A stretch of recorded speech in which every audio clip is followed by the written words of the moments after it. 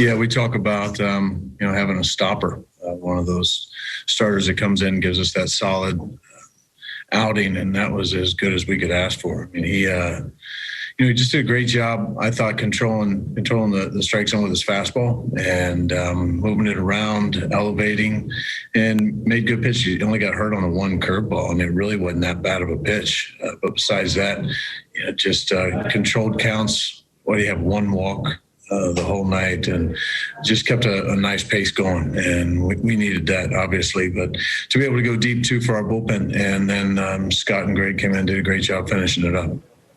Just had one quick follow-up on Mike. What about his fastball makes it so deceptive? Is it the spin on it? Because I know it's not, the hardest-throwing fastballs. I'm just curious what you've seen on it that's made it so deceptive for hitters.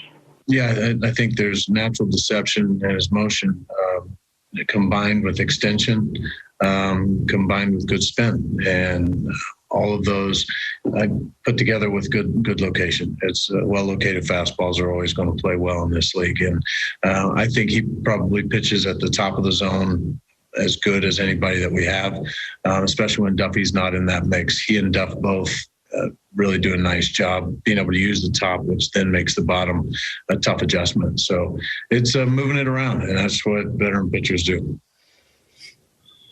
Janie? Hi, Mike. Given how well Montas was throwing deep into the game and what they thought was his best velocity of the year, how did you like how your guys stayed patient to finally get to him? And then you get a key play there, a key overturn with the catcher interference that puts a man on base as well. Yeah, he was throwing the ball well. We were locked horns there for a while, and I think he retired about 13 in a row. We talk about grinding at bats, but you also have games that you grind, and you just kind of stay with it. We had a couple hard outs, but he was making good pitches. Same thing.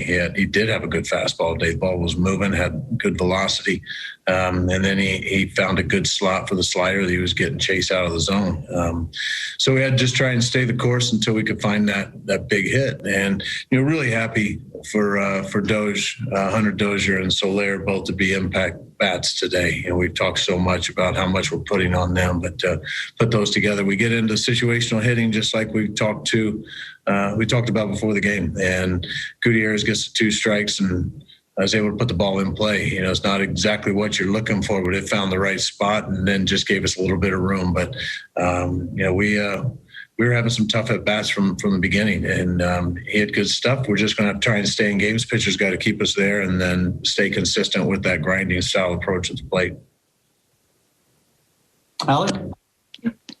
Yeah, Mike, how impressive was that left-on-left Benny home run?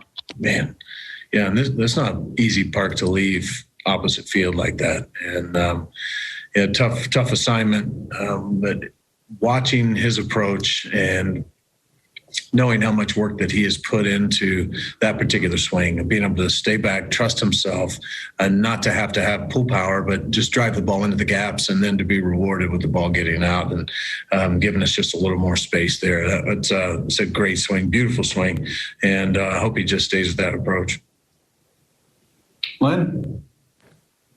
Hey, Mike, you're talking about Benny, but going back to that 7th inning there, to get the leadoff guy on, how big was that just in how that inning played out?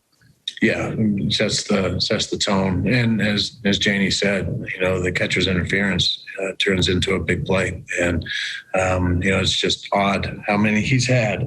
But, any way to get on base.